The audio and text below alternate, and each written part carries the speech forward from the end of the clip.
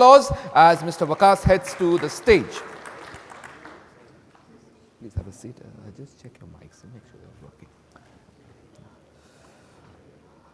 The panel is going to be comprising of the following individuals. We have Dr. Hamad Khalifa. He's Head of Telecommunications Division, IT Center, Abu Dhabi Police. Please give a nice round of applause. Dr. Hamad sets to the stage.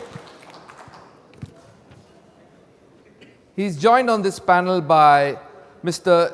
Gigi Matthew Thomas, Group Head IT Digital Transformation, Etihad International Investments LLC, please. The clap for Mr. Gigi.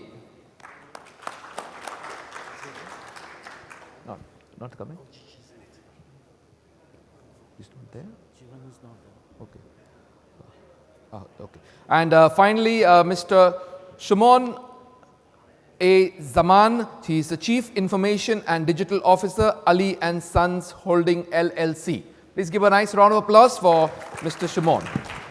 Over to you, Mr. Haider, to lead this panel as we discuss today how cyber threat landscape is changing and are automations and AI the answers. Thank you, everyone, for being here today. So we'll start the panel discussion with the introduction of our distinguished panelists first. So I would like to start from my first panelist, Dr. Hamad Khalifa, Head of Telecom Division, IT Center, Abu Dhabi Police. Sir, would you like to introduce yourself? I guess that would be a good introduction at the moment, Waqas. You're already done. Assalamu alaikum wa rahmatullahi wa barakatuh. Well, first of all, I would like to thank the organizer for having such a wonderful event and bringing all these thoughts and leaders on the data and cloud centers technologies. Hopefully, we'll give more information and knowledge to share with you, as well as some experience. And you will have some of our information that we are going to share it with you today. My name is Dr. Hamad Alnuaimi. I am the Head of Telecommunication Division at Abu Dhabi Police Department.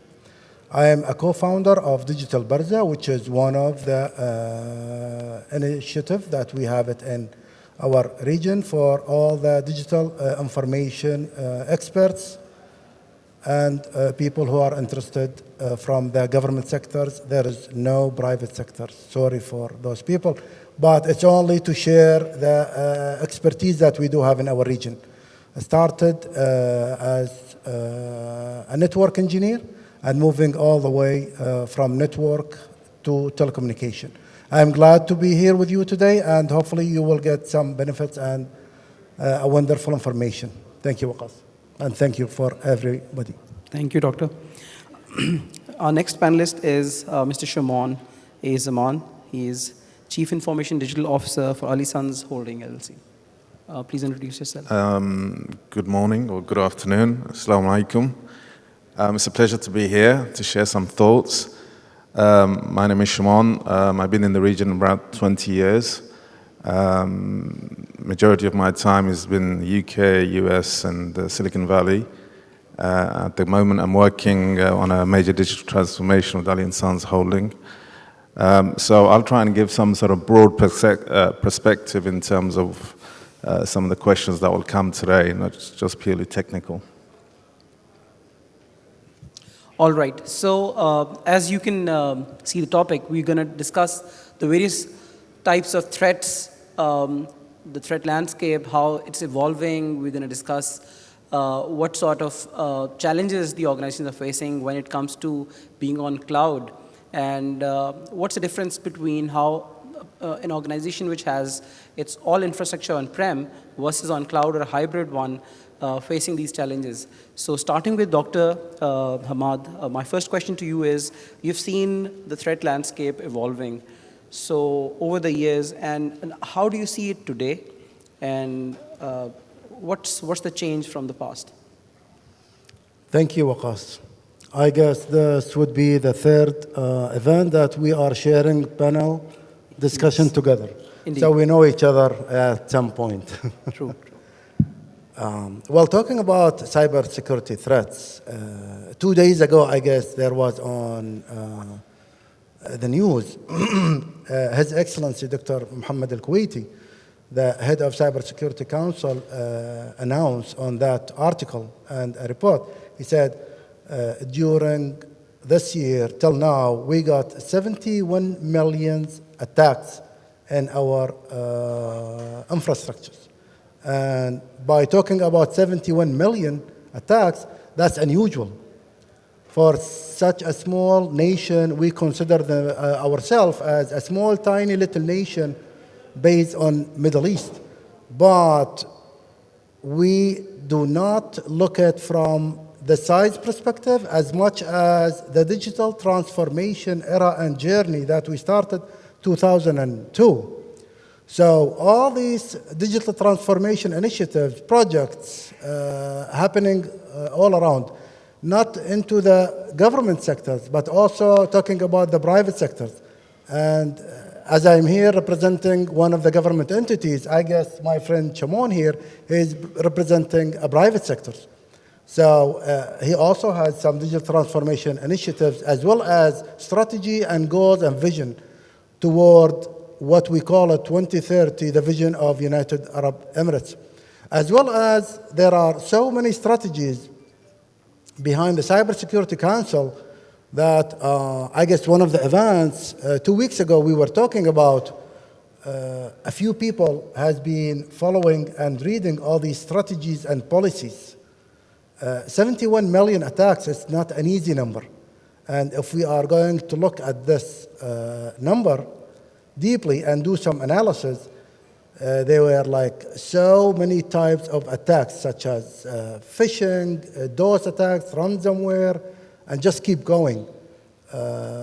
Today, I just on my way from Abu Dhabi to Dubai, I received a text message that comes from Dubai Digital, talking about one of the social engineering attacks, we call it. I believe so. I'm not an expert in cybersecurity, but it's those kind of text messages that comes to your device telling you that, oh, I'm the old friend of you and I am in such a trouble, so I need help, blah, blah, blah. As well as some other companies would send you, and this is all fake, regarding to the announcement from Dubai Digital. So this is one of the awareness that we are talking about. And yes, this is one of the consequences when we are talking about the satisfaction, the happiness of life. And this is what the government are looking for. Whatever the community needs from all these innovations that we need to provide them.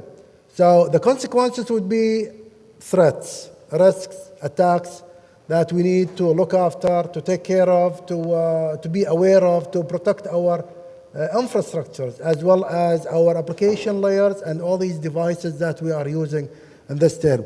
So Waqas, a lot of risks that we are facing today, we have to look after.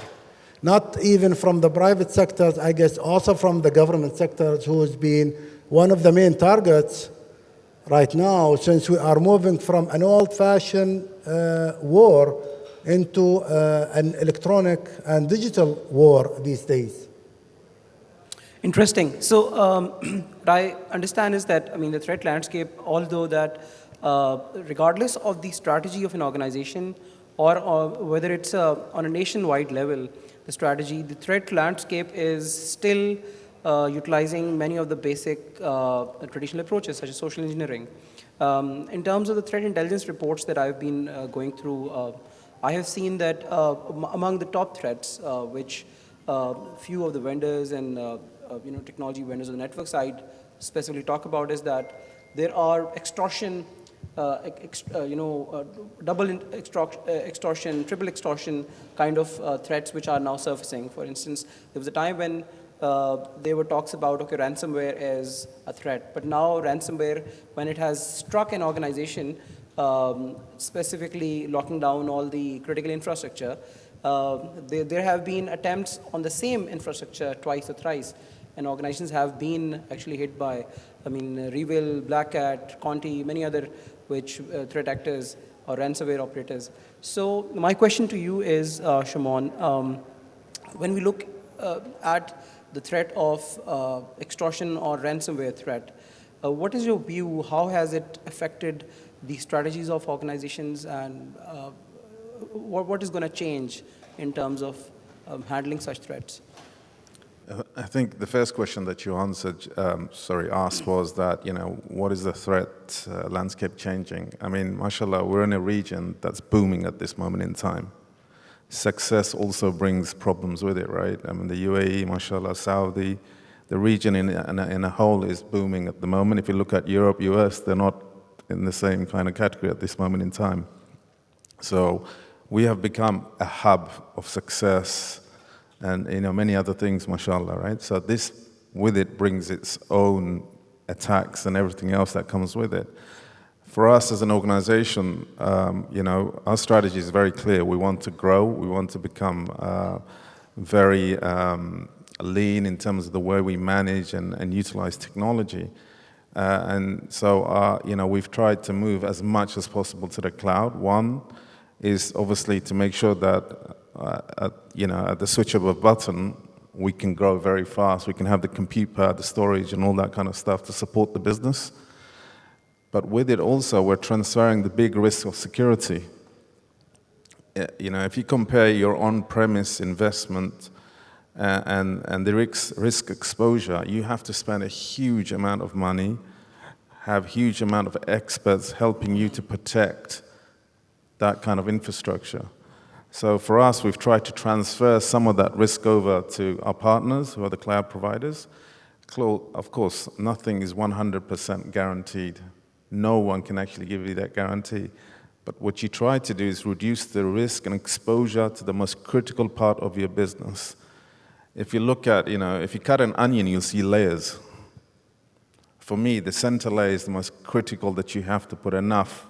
So what you do is you look at the most critical parts of your business and try and put several different types of layers of security to protect it. So that's really how we've been actually going forward in terms of having that kind of focus of growth, but safety is also very important. I unfortunately went through a cyber attack in my previous organizations, and I can tell you, 4 days I did not sleep. The whole company came to a standstill because of ransomware. So I wouldn't wish that on anyone. But to live through that, you learn so much of the things that you should have done, could have done, and you need to make sure those things are done now and to protect yourself in the future. So my advice to everyone is that every organization, whether it's government or private, you need to focus on some elements of security and make sure you protect yourself as much as possible. Right, great. So in terms of the threat landscape, again, I'll ask this question. What would be your greatest priority when it comes to putting on the radar which threats you like to address first? Again, it's what I said earlier was it's the most critical parts of your business. You can't protect everything. And, the amount of investment you need to make to protect everything, it doesn't make sense. So what we've done is we've looked at the most critical things that could be a showstopper for our business, and we've applied certain amount of investment, certain amount of strategies, obviously, which I can't go into discussions in public about, and try to make sure we have proper partners, we have proper security layers, and that's fully taken care of. So that does not halt our operations. The other parts, you weigh up the pros and cons of investing, and then you have different strategies for that. So what I'm saying is you can't have one big bang security approach, in my opinion, purely because of the investment required. So you actually have to focus it based on criticality to business, operations, and long-term strategy. Let me add, Waqas, to this. I guess when Shamon talking about he or their organization cannot do everything by themselves, this is why we are here today, to introduce all these private sectors company outside, such as Naficon, that they do have all these cabling the latest technology, such as Emercom, such as all these vendors that supporting these kind of events. Probably, yes, they do have contracts. They are working in some other fields, but for us or for some other people has no idea what this private sectors or this wonderful, great private companies has capable to do. Yes, they are. I'm not mentioning the company name, but Ali and Sons, one of the biggest companies in the private sector, Al Futtaim, Al Ghurair, all those big names in our region. Probably haven't heard of such companies that we do have outside on the hall to show what they have. Next week, we do have the biggest information communication technology events, GITEX. They announced 5,000 companies are going to represent. And I assume from my experience, 5,000 out of 5,000 are from last year. But what's new at this GITEX, which has been announced by DFIC, the North Stand and African Star and Asian Star, Indian Star, I guess, all these startup companies that has to come over into the environment to show what they do have as an innovation, what is the best, what is the latest. Yes, probably they are not going to be fit into your organization or my organization, but at least we have to know what's going on around us. So, yes, you are right. And as His Highness Sheikh Mohammed bin Rashid always say, the private sectors is part of the government sectors, and the government sectors is always part of the government, private sector. So we cannot work solo. We have to cooperate and reach where we are at the moment. And going and refer to the president of the country, His Highness Sheikh Mohammed bin Zayed, during the COVID-19 pandemic, he said, nothing impossible, and everybody's responsible. Everybody's responsible. So we are talking about every single part of human who are living in this country that has to be responsible. And this is when we are talking about the IT sectors. Everybody is responsible. The cyber threats, cyber attacks, all these threats and challenges that we need to face, either the government sectors or private sectors. But we need to reach the point where we need to cooperate, we need to work together, we need to do more communication. True that.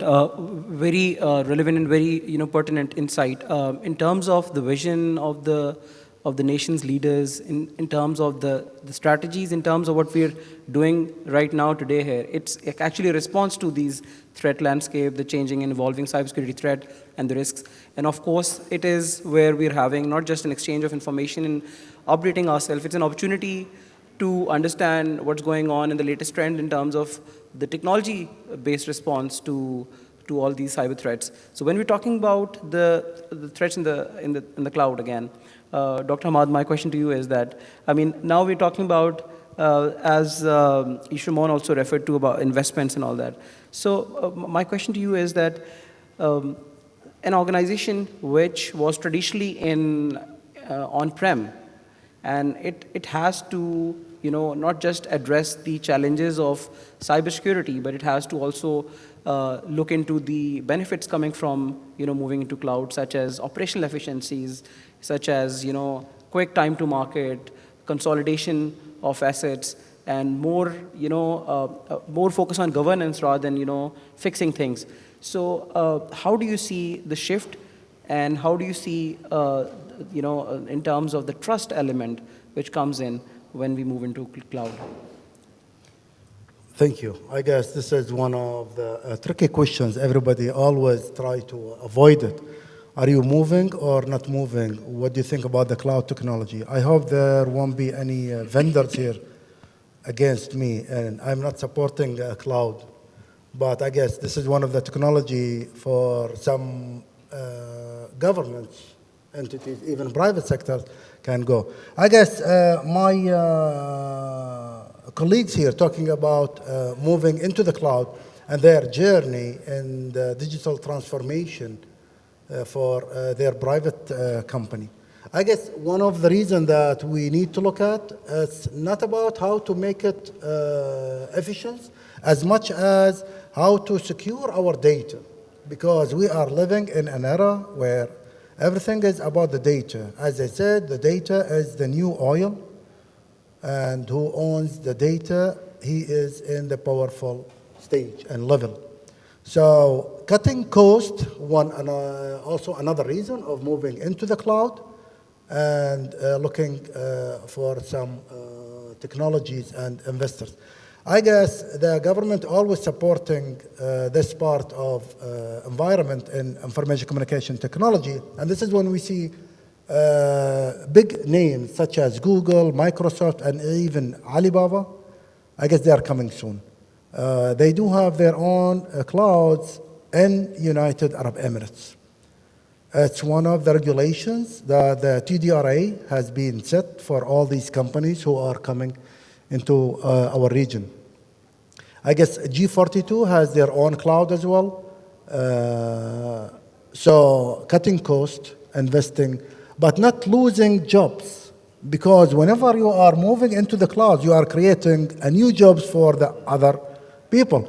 And I would say one of the steps of that contract that you sign with the cloud provider, probably you can send 10 to 5 employees from your side to their side to be on the back end into this contract.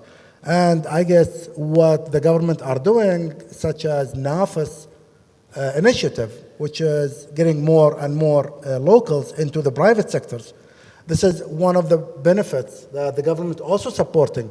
Yes, you are moving your services into the cloud, you are getting outsourced some and such other procedures and services, but here we are learning from each other and supporting each other at the same time. It's a win-win game. It's a win-win game. I guess for big companies, they are still hiring and getting more positions and more positions.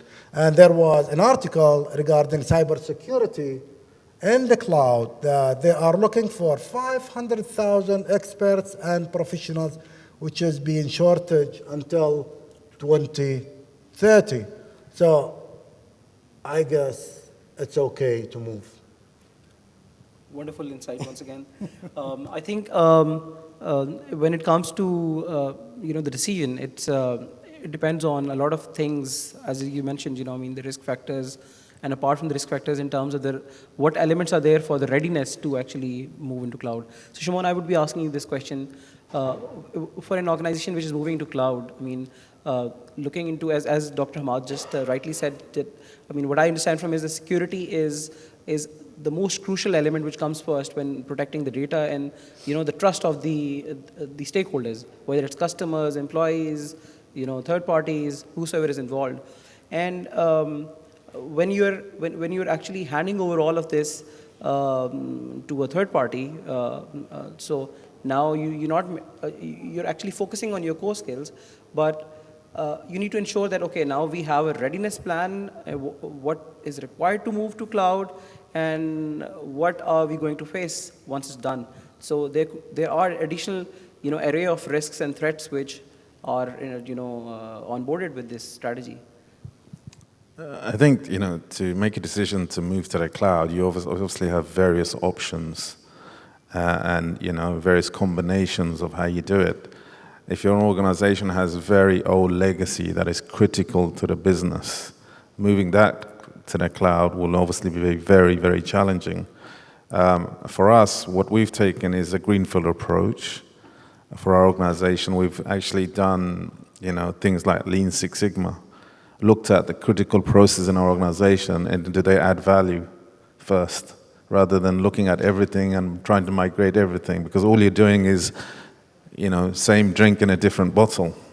So what we wanted to do is cleanse our environment, cleanse the way we manage our business operations first, make them lean, then look at automation.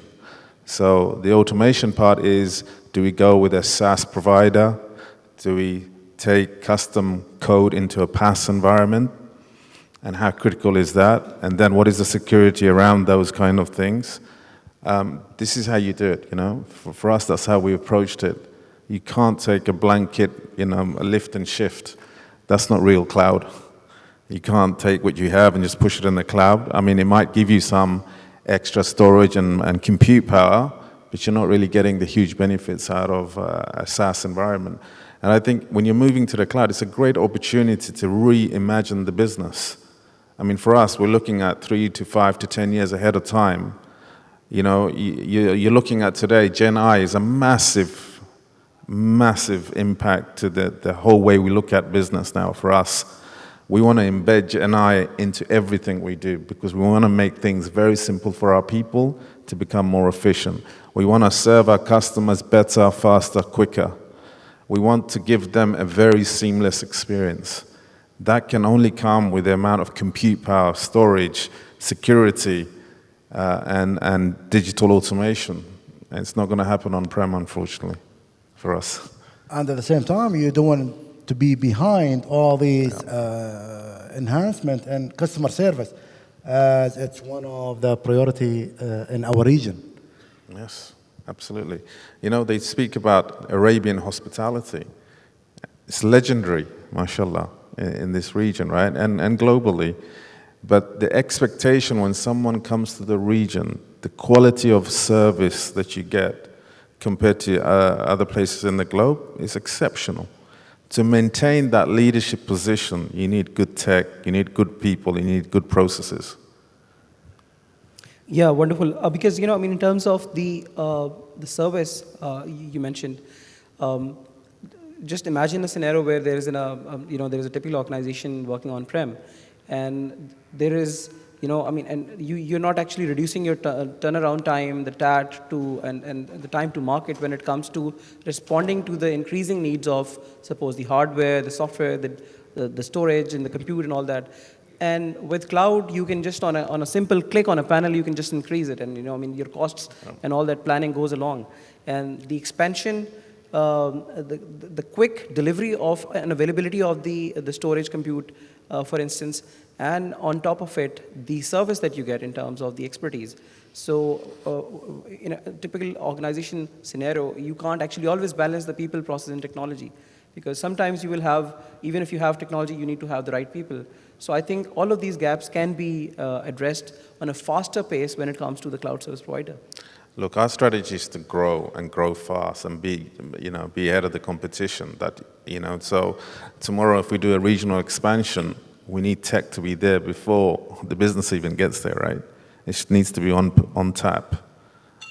You can't expand rapidly if you don't have that kind of capability.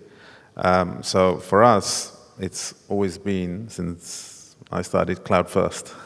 Yeah. So, Waqas, before you ask, I would like to highlight on another topic as Shimon was talking, the services and the best hospitalities that we do have in our region.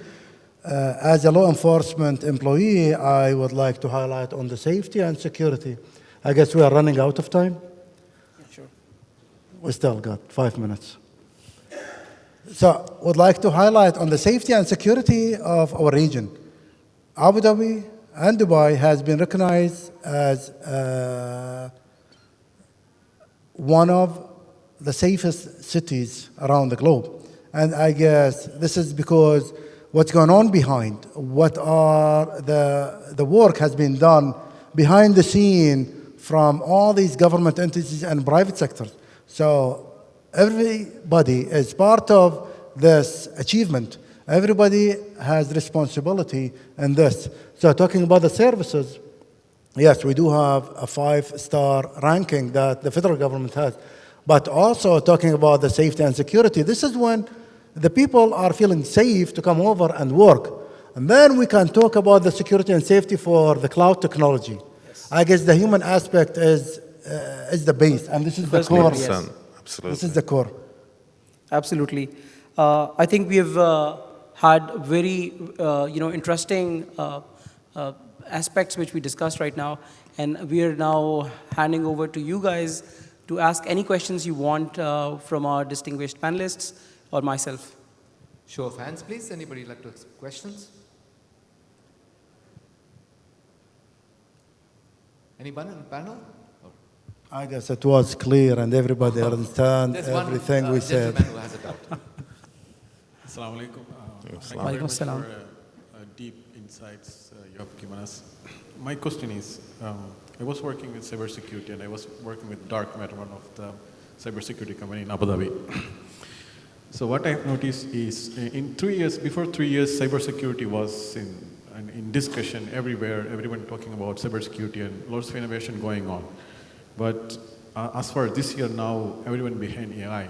So we kind of feeling, Yes. the cybersecurity is, on the side now, AI is on the main stage. So yeah, it's the danger is there. So now we are coming into AI safety. So there are lots of entities still not, it's not equipped with the cybersecurity itself, and they are moving into AI. So do you have any advice on this? Which strategy needs to be followed? What has to be done first? Automation or cybersecurity or AI or metaverse? So how the market is going to align towards it? Because there is a danger, everybody knows, but not sure somehow it's not getting recognized. So the question is, which of the strategy would you choose? Because he's talking about, the question is about that first there was talk about the cybersecurity threats, but now AI coming in, there are risks and threats from AI itself. And so what would you choose? An automation versus AI versus cybersecurity? Well, from a private sector point of view, our number one reason for existence is profitability, right? We're always looking for money. Yeah, I'm afraid so. Right? So for us as an organization, what is our priorities is obviously to give a return on investment for the people that have put in money.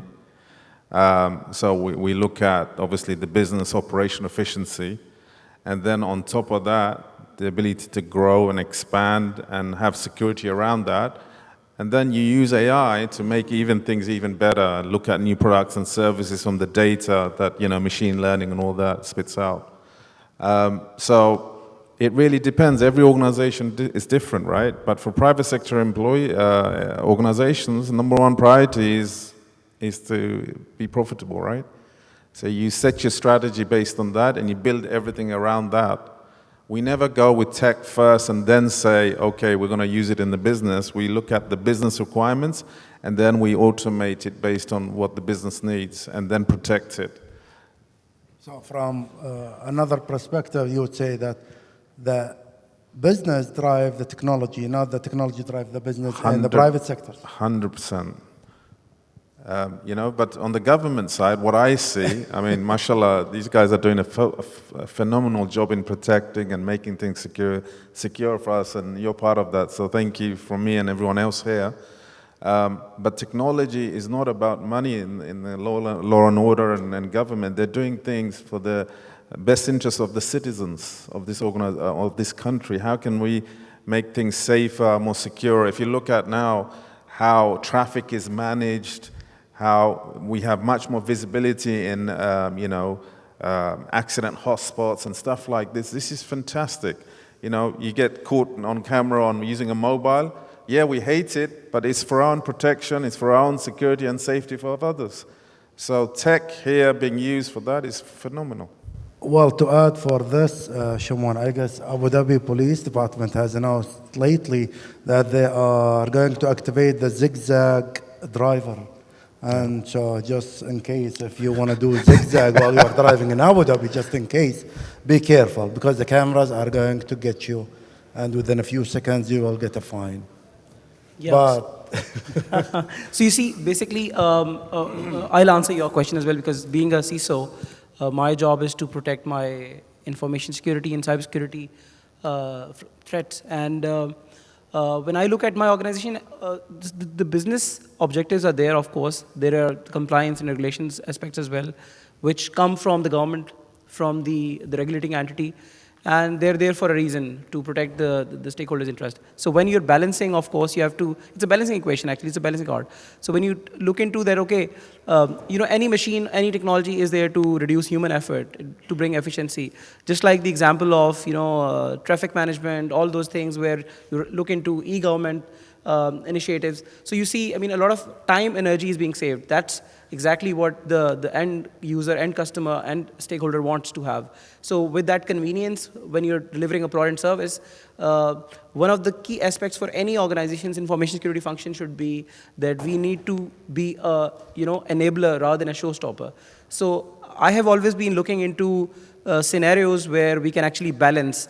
We can ensure that there is a maximum optimization of, I mean, there is no party is getting less. Like everyone has a win-win situation, whether it's business, whether we are talking about compliance to regulations, and also actually managing the threats and protecting the organization's I would say internal ecosystem, or the technology ecosystem, the networks, the applications, everything. So protecting the assets. So the same vision when it comes to the government. Of course, the government does not actually look for profit. So there is a vision where the government comes in and steps in and gives you a complete ecosystem and a level playing field for every stakeholder to play. Organizations and yeah. I guess he's not happy with your question. Yeah, I can see he's He's not happy. We will take. Can you do a You're available for offline discussion, yeah. All right. Thank you very much, Mr. Haider. Thank you very much for the panel. Please step forward, gentlemen, for a picture. Thank you. Give them a nice round of applause. Thank you to Dr. Khalifa.